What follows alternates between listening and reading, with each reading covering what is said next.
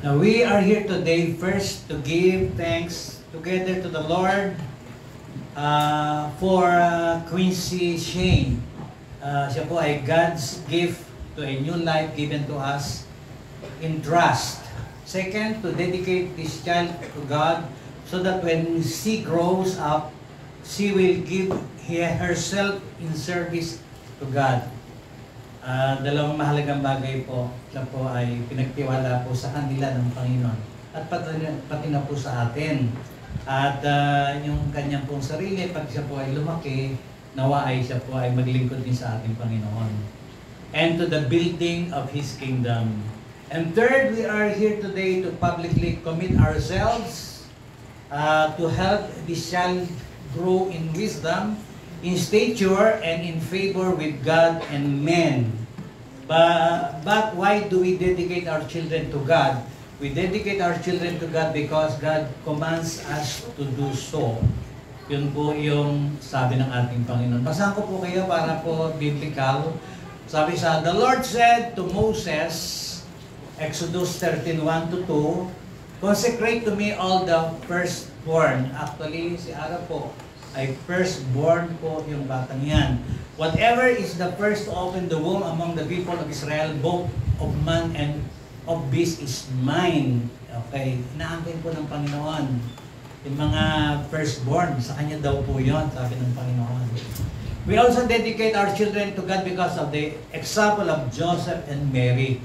Hindi ko na po babasahin yung talata, pero alam po natin ng lahat, bilang nung tayo po ay nagsisimula pa sa katisismo, na in-offer po ng Panginoon, i-present po sa Panginoon si Jesus Christ according to the law of the Lord.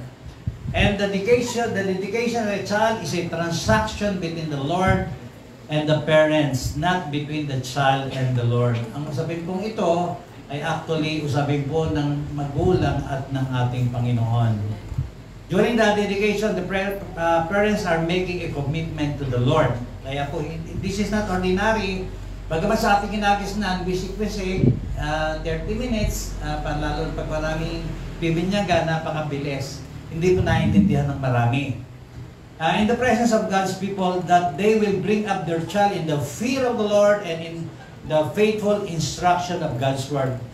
They also pledge to bring her up in the fellowship of fellow believers in Christ. Meron pong pledge na nawa, po, bilang nagsimula po ng maayos si Ara dito, ay yung kanyang anak ay ipangako niya sa ating Panginoon.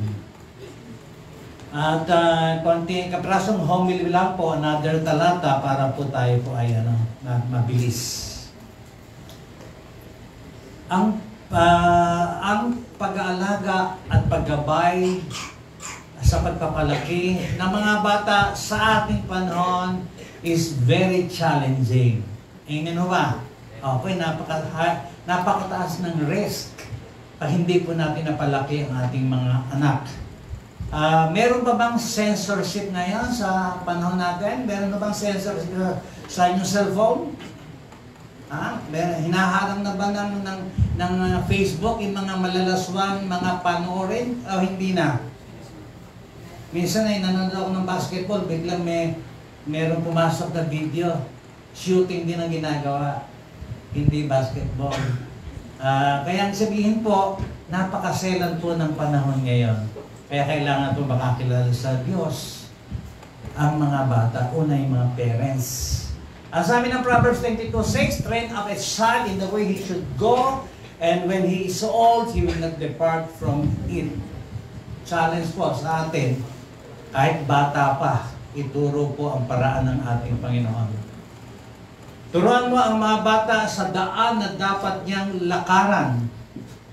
At pagka tumandaan man siya, ay hindi niya hihiwalayan. So 2 Timothy 3:15, and from a child that has known the Holy Scriptures, which are able to make thee wise unto salvation through faith which is in Christ Jesus. Meron pong focus. Hindi po basta pananampalataya, nakatuon po kay Jesus Christ. Sa Tagalog po, at wala sa pagkasanggol ay yung nalalaman ng mga banal na kasulatan na papadunong sa iyo sa ikaliligtas sa pamamagitan ng pananampalataya kay Jesus Christ. Okay, we have only one Savior, one Lord, at ipapakilala po natin sa inyo mamaya. Sa Psalms 127:3, law or narito ang mga anak ay mana na mula sa Panginoon at ang bunga ng bahay bata ay kanyang gantimpala. Kaya po, pinagpala po ang mag-asawa na magkaroon po ng anak. Amen ho ba? Kaya po kayo pag nag-asawa ay mag-anak din po kayo. Amen ho ba? Mahirap po yung nanghihiram ng anak. Amen? Amen. Okay. Sabi sa verse 4, as arrows are in the hand of the mighty man, so are children of the youth. Kung paano ang mga pana sa kamay ng makapangyarihang lalaki, gayon ang anak ng kabataan. Unawain po natin ito. They are arrows. Kaya po, dalangin natin, mga anak natin talaga ay pagpalain, makakilala sa Lord. At hindi po sakit ng lipunan. Sapagkat considered po silang arrows. Sila po yung mga, ano sa Tagalog ng arrows? Mga pana sa kamay ng makapangyarihang lalaki. Okay, palapakan natin si Lord. Pinagpalang mo si Jeric. Kilala po siguro niyo si Brother Jerry. Kilala niyo ba si Brother Jerry? Wapo ho ba o hindi? May iisang pinakasalan. Amen? Papalakpakan natin si Lord. Amen? Hallelujah. Kaya po kayo pag magpapakasal, minsan lang. Amen ho ba? Nangako po kayo kay Lord, no? Ayan, tingnan po natin. Church to parents. The family is a divine ordained institution of God from the beginning of time. Okay, ang mag-asawa po galing kay Lord. Hindi po putok sa buhok. Hindi po tayo galing sa Big Bang. Hindi po ito yung mga tinuturo ng mga ateista. Marami pong ateista bago namatay ay naghinagpis sapagkat hindi mo nila pinaniwalaan si Lord. Kaya don't live without God. At ang ating God po ay walang iba kundi ang ating Panginoong Jesucristo na ating sinasamba. Okay, children are heritage from the Lord, committed by Him to their parents for care, protection, and training of His glory. It is important that all parents recognize the sacred obligation and responsibility to God in this matter. In bringing this child to God, we bring her to one who said, "Let the children come to me," according to Jesus Christ. Do not hinder them, for to such belongs the kingdom of God. Sabi ni Jesus Christ, ang paghahari ng Panginoon ay nasa mga kabataan. Naniniwala kayo doon? In dedicating this child to the Lord, the parents publicly and acknowledge the responsibility for the nurture. Kaya ang paghahandog po, hindi dapat kaunti lang eh. Kasi ito po ay public confession and public declaration na sila po ay sinasagot po nila ang responsibilidad sa pagpapalaki at pagtuturo sa bata niyan. Amen ha? This is very public na dapat mangyari. Okay, and parents commitment, Jeric and Ara, please, you will answer, we will or not. Kaya tingnan ko rin, the answer must be positive. The answer will be, we will. We will. Okay. Yung anak mo, ano pangalan anak niya? Si? Wincy Shane. Will you endeavor by God's grace to provide a Christian home for this child? Will you bring her up in the fear of God and in the faith of our Lord Jesus Christ? Say, we will. Okay, hindi ko nadinig ang boses niya. No? Mahina lang ang boses. Okay, talaga mahina ang boses niya. No? Kasi baka ako matapang sa inyo. Kaya mahina po, kahit mahina ang boses, ano po, kahit galing hindi ko maintindihan. Okay. Will you endeavor to live a life that places no stumbling block to this child? Will you surround her with things that are pure? Ayan na. True, lovely, and a good report to encourage her spiritual and moral growth. Answer please. We will. We will. Thank you very much. And may I have the Santa Cena, typing ng Santa Cena. Itong ano lang po, mag-asawa. Ito kaya sa mga kapatid. Bigay mo sa mag-asawa yun. Ako kaklasan. Ano yung tinapay ito? Ang bibigay mo sa bata, saging, hindi yan. Pwede ko sa saging ng bata.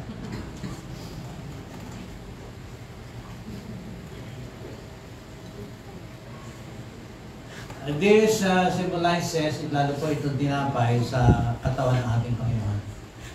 At ginawa po natin ito para po maalala ni Ara at ni Jerry ang kahalaga po ni Jesus Christ, ito ng kamatayan. And the juice symbolizes the blood of Christ. Kaya because of His blood and because of His body na nagsuffer ay ginagawa po natin ito bilang pag-aalaala. And we represent, kami pong represent para alalahan nyo din po. Kasi hindi natin magagawa sa dami po ninyo. Kainin po natin yung tinapay. Please, Lord.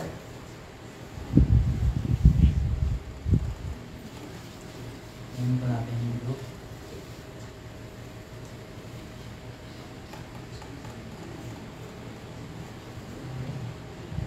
Thank you, Lord, sa mga sapagkat naalala po namin bigla ang ginawa mo para sa amin, O Diyos.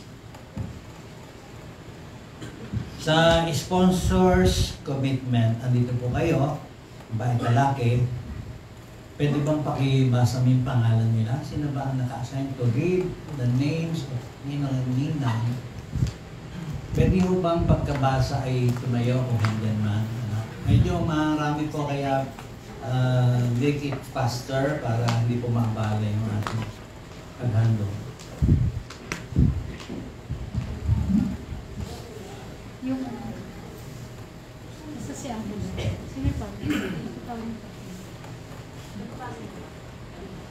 Para po sa mga ninong, Angelo H. Hermogenes, Steven Gumasin, Andres Gregorio, Kent Alfred Moreno, Romel H. Latagan, John Dominic Soriano, Justin Andaya, Alan C. Abad, Eric Gumasing, Kirk Reyes, Aha Rayo, Rangelo Cruz, JJ Pareñas, J. Portilla, Ron Velasquez, Robbie Velasquez, Sean Gabriel, Harvey Legaspi, Chart Toneco, Mapong Nictad, Renzel Esteban, Jimbo Bernabe, Don Herali, Jomar Santos, Rich Santiago, RM Celestino, Lester Estremadura, Russell Corsal, Arnels Sawan,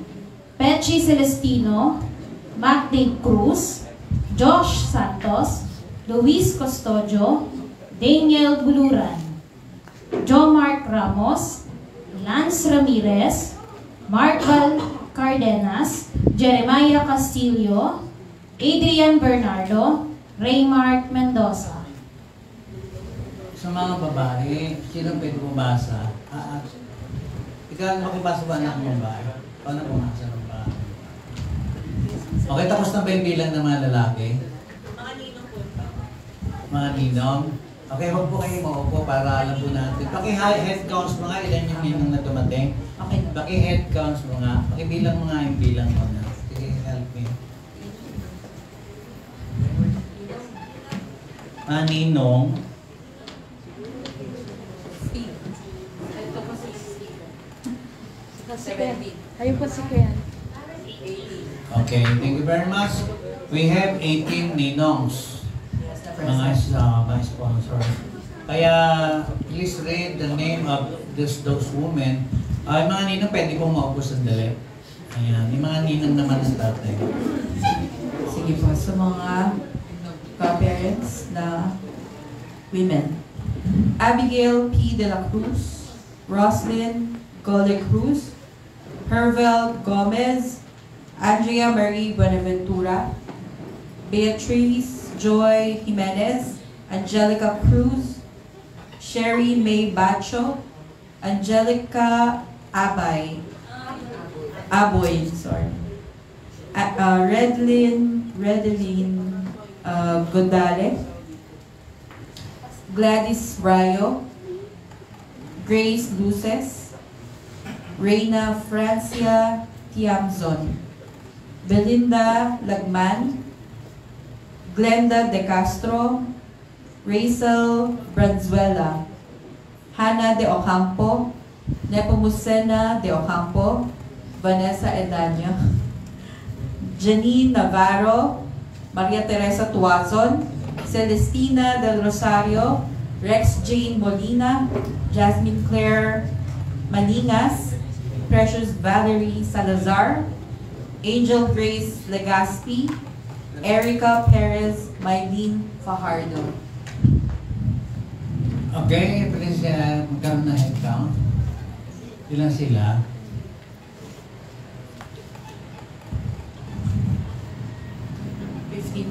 Okay, thank you very much. You may be seated. Salamat sa pagpunta nyo, Ninong, sa Ninangs.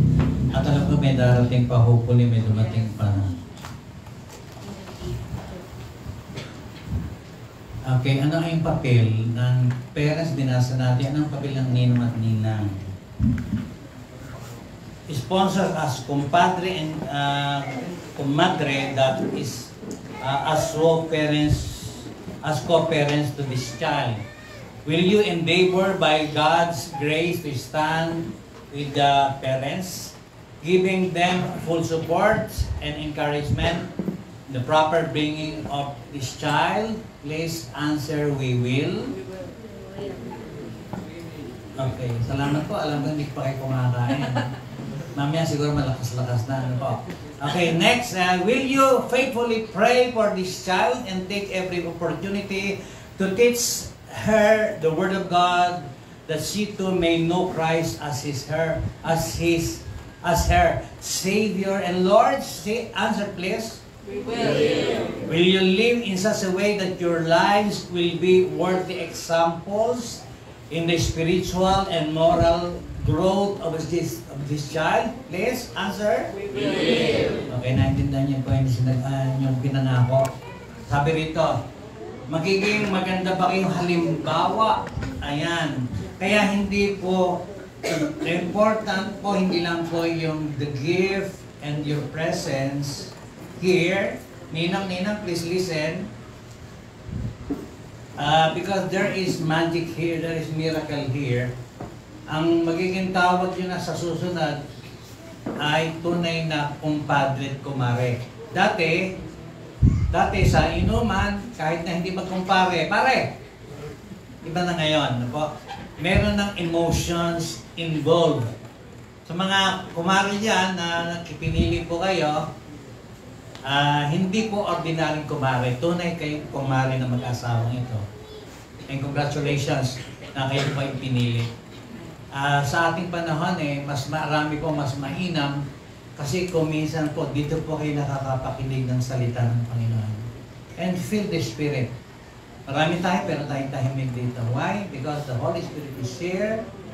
At yung maaaring ngayon lang kayo napasok sa ganitong gawain. Pero sabi ng Biblia, tinawag kayo ng mabuting balita. Ang pagkatawag sa inyo ay through the gospel. Mga tiga-North Sagaray and everywhere kung saan makigaling, tinatawag po kayo ng Panginoon sa oras na ito. Challenge po, ano po?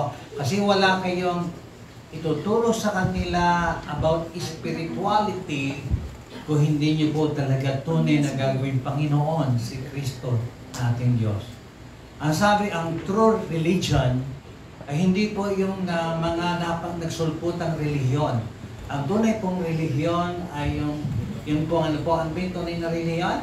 Yung fear of the Lord and also yung Nagmamahal sa mga Ang pagmamahal sa kapwa-tao at tumutulong sa mga nangangailangan. Yun po ang tunay na relihiyon. Matagal na po ako bumabasa ng Bible, wala po ako nakitang pinaka-perfectong relihiyon. Maliban na si Jesus ay gawin natin Panginoon. Sige, palakpakan po natin ang Diyos. Amen. Hallelujah. Kaya po, salamat po sa inyo at kayo ay nagpaunlak po kayo sa mag-asawang ito.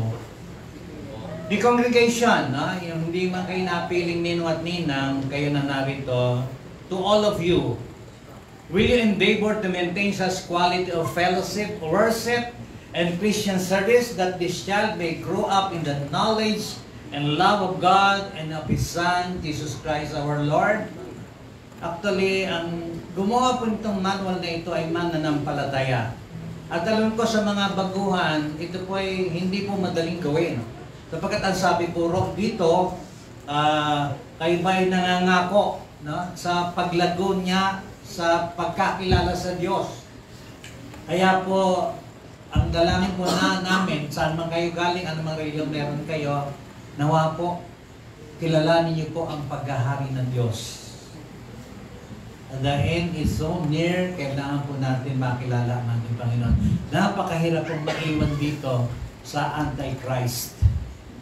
Ang pagdating po ni Kristo rito ay hindi po yung ipinako sa krus, kundi isang judge, isa pong huwes, isa pong savior, hindi not to die, kundi para tayo dagitin po. Para tayo dagitin at bigyan ng buhay na walang hanggan. Yun po ang role. Okay. Will you support the parents in their desire to bring up this child in the fear of God and the instruction of the Lord by our prayers, teaching, and example? Please answer. We will. We will. Okay. Tayo pa sandaling manalangin bago tayo mag-dedicate ng bata. Our Heavenly Father, whose blessed Son did share at Nazareth the life of an earthly home, bless, we pray, the whole of this child and grant wisdom and understanding to all who have the care of her, that she may grow up in your constant fear and love. Through the name of your Son, Jesus Christ, our Lord. Amen and amen. Okay, tayo ko'y maghahandog na. Mabigat ng konti. Ikaw na lang bumuhat, anak. Mabigat na. Ayan. Pwede ba kung mo kandila sila? Mag-asawa. You are witness here.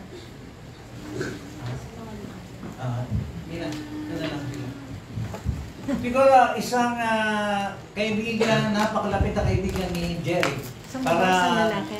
Isang babae sa lalaki para representative. Alam ko naman kayo lahat ay kung sino po yung pinakamadaling kausap? Yes. Ito dito pamigay ko sa table na lang. At matatapos na po tayo, maikli lang po tayo. Kahit may po, basta we are interested and we are honest and we are genuine, ay maganda po ang ginagawa ng ating Panginoon. Pag pink sa babae.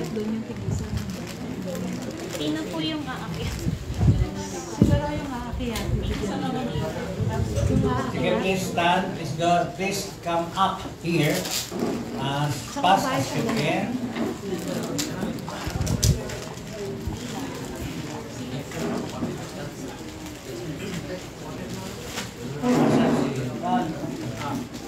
Kung ano sa keyboard na kaya background lang.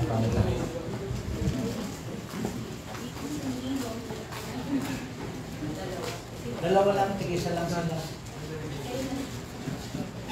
Please come, nangangawit si Jerry.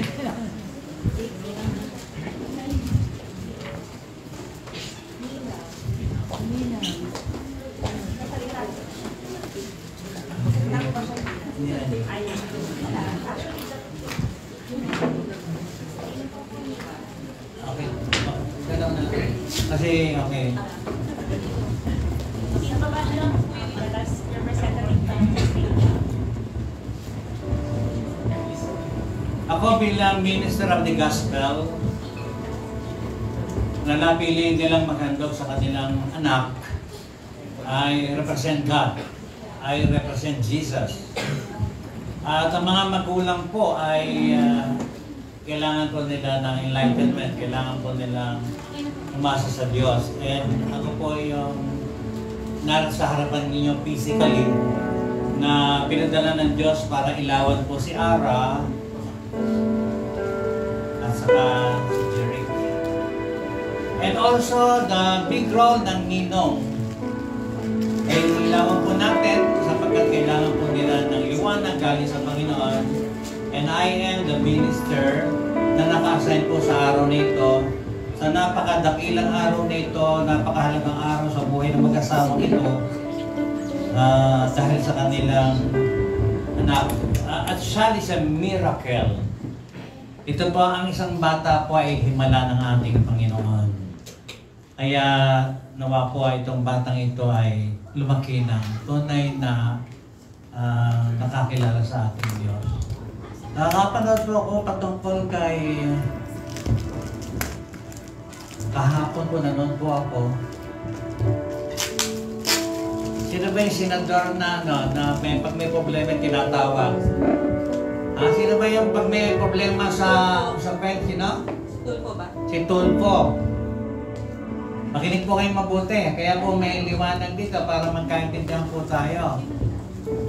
Mayroon pong nagpatulpo.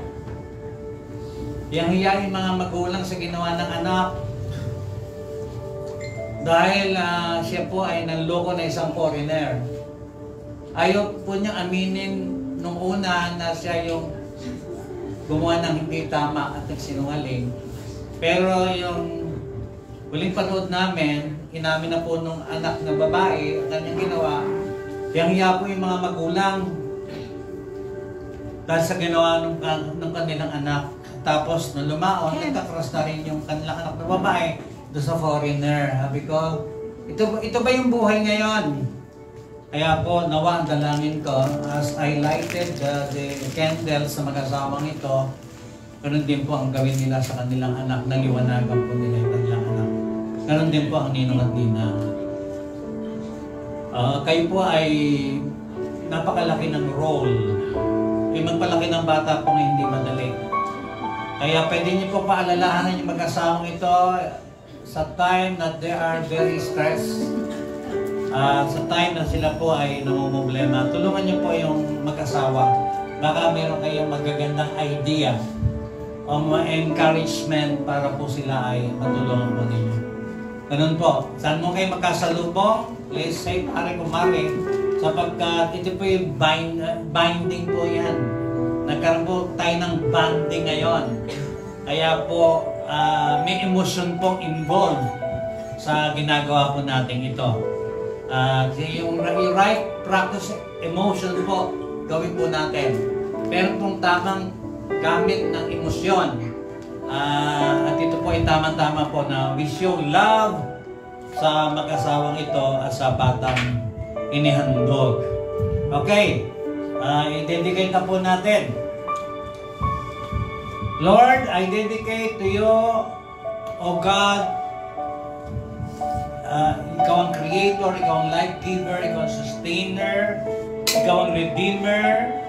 In the name of the Father and of the Son and the Holy Spirit, si Quincy Shane Cruz.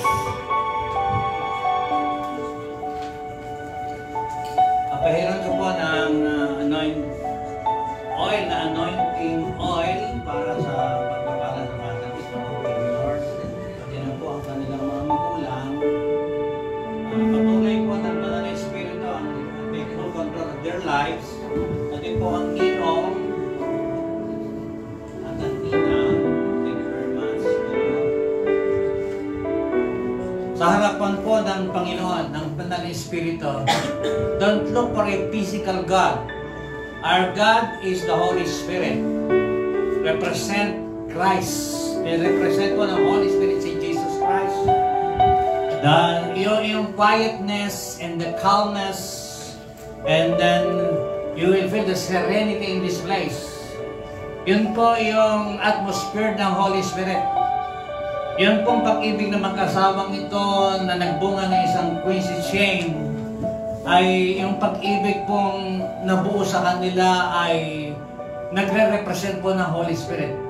Yun pong iniwan po nyo na lahat ang mahalagang gawain nyo ngayon. Mga kabataan, dapat sana nasa Ilogaray, dapat sana nagpe-Facebook, dapat sana namamasyal sa mall, yung mga supporters, yung mga mahal sa buhay ninyo mag-asawa, dapat sana wala dito. But because humingi kayo sa kanila ng utang na loob na makarating sa lugar na ito, this is the work of the Holy Spirit.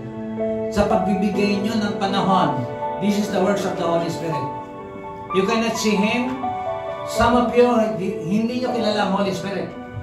But as a minister of the gospel, I introduce you the Holy Spirit. He is now here in front of you, inside of you, natatanggap sa ating Panginoon. As you lighted your candle, ang sabi po ng Romans, babasa lang po ako na ilang talata. Huwag niyo pong papatayin hanggang iwas niyo po na kayo may paso. Ano po? Sa lahat po na hindi pa tumatanggap, oh, I know that you have religion. Pero baka ito na yung panahon na gusto niyong tanggapin si Jesus bilang Panginoon at tagapagligtas. Baka you're under stress, under attack. Baka kayo ay maraming problema. This is the perfect time. O baka kayo naghahanap sa Diyos. This is the perfect time to know the Lord, my heart. Ang babasahin ko po ay makapangyarihang salita ng Panginoon na hindi sinulat ng tao, kundi isinulat ng Banal na Espiritu sa isip ng mga authors. Inspired po ang words of God. This is very much inspired. Sinulat ng mga taong pinamunuan ng Holy Spirit. At ang sabi po ng Romans 10:9, sapagkat kung ipapahayag mo ng iyong bibig na si Jesus ay Panginoon at sasampalataya ka sa iyong puso na binuhay siyang muli mula sa mga patay, ikaw ay maliligtas. Sabi pa, sapagkat ang tao ay nananampalataya ng puso sa ikatutuwid at ginagawa sa pamamagitan ng bibig ang pagpapahayag sa ikaliligtas, your mouth confession will save you from the wrath to come. Ang paniniwala galing sa puso po ninyo, kung tatanggapin niyo po ng buong puso si Jesus Christ, ay maliligtas po kayo sa dagat-dagatang apoy ng impyerno. And then begin to read the words of God and begin to confess that Jesus is my Lord and Savior. Tayo po, sumunod po kayo sa maikling panalangin ito. Ngayon po, sumunod po kayo. Sabihin po ninyo, Ama naming banal, salamat po sa pagkakataong ito na nakarinig ako ng iyong mga salita. Ang sabi mo, O Diyos, ikaw lamang ang daan, ang katotohanan, at ang buhay. Wala makakaparoon sa Ama, kundi sa pamamagitan mo. Patawarin mo ako sa lahat ng aming mga kasalanan, mula pagkabata hanggang kasalukuyan. Tinatanggap kita bilang aming hari, Panginoon at Diyos ng aking buhay. Ina-acknowledge ko ang pagkamatay mo sa cross at muli mong pagkabuhay. At ako ngayon, Panginoon, ay naging anak ng Diyos. Salamat sa buhay na walang hanggan. Sa pangalan ni Jesus, ako na lang po mananalangin. Ama namin Diyos, as a minister of the Word, I teach them, Panginoon, today. And if they are very serious, Panginoon, tinanggap po nila ang buhay na walang hanggan. Salamat o Diyos. Buksan mo ang kanilang kaisipan sa iyong mga salita and help them to find a church that they will grow. Give them the time to read the Bible, especially the book of John, especially the New Testament, for them to know the grace of God, because it is by grace they are saved It is not by works, lest anyone should boast. Sapagkat ang kaligtasan ay binigay ng libre ng Diyos na buhay. Salamat, Panginoon, sa buhay na walang hanggan. Maraming salamat po, O Diyos. At binabasbasan ko po sila, O Diyos. Nakarating po sila rito ng ligtas, buhay, walang aksidente, walang karamdaman, masigla, O Diyos. Ganun din po sa amin pong gagawin ngayon sa oras na ito. Patnubayan mo ang lahat ng pwedeng mangyari. Let, Panginoon, during the eating fellowship, table fellowship, magkaroon ng genuine bonding ang bawat isa. Mahal po namin, Panginoon, ang bawat isa. Mahal po namin mga tiga-North Sagaray. Mahal po namin ang mag-asawang ito, si Quincy, Panginoon, ang lahat ng mga ninong at ginang nagpunta rito, O Diyos. Hindi po sila uuwing hindi pinagpala at walang dala. Pinagpala mo sila, O Diyos, sapagkat kalugod-lugod ang kanilang ginawa nang sila'y magbigay ng panahon sa mag-asawang ito at sa batang si Quincy. The Lord bless you and keep you. The Lord make His face shine upon you and be gracious to you. The Lord will turn His face toward you and give you peace. Everybody say Amen and Amen. Amen. Palakpakan natin si Lord. Praise Amen. God. Okay, thank you very much. Kaya naihandog na po natin ang mag-asamang ito. Tayo-tayo lang. Okay, pakipatay na po ang kandila. Tapos Merong exhortation na gagawin. Iba po na po kayo. Ninang at ninang, salamat po sa inyong lahat. exhort mo.